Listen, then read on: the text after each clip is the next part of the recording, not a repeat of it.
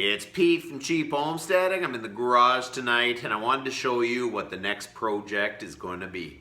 It is going to be a homemade dust collection system. You know what? I have so many projects that are half done, I might as well just add another one to it. But this is the one that I need to get done. Because a lot of what I'm doing this winter hinges on having a dust collection system. So a friend of mine had a billygoat, an old billygoat that the engine didn't run. I think it's all wore out. So he sold it to me for $100, which is a super deal.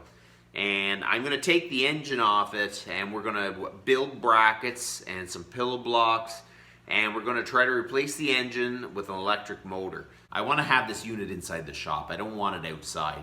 And especially I don't want to start up a diesel motor when it's really cold out.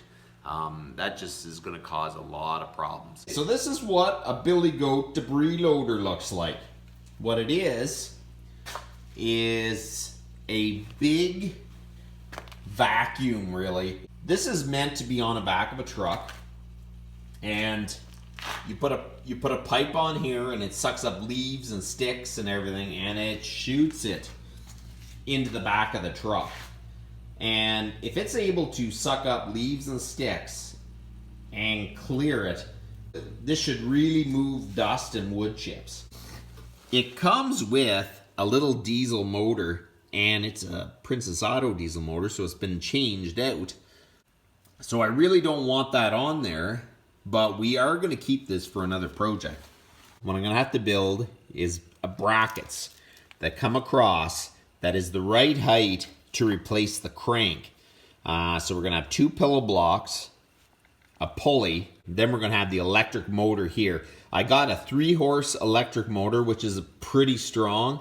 I'm thinking it will at least run this when it's only sucking mainly dust and small chips. I'm hoping that it'll be strong enough because it's the strongest electric motor I have. I have a B-box joint cutter that creates a ton of dust.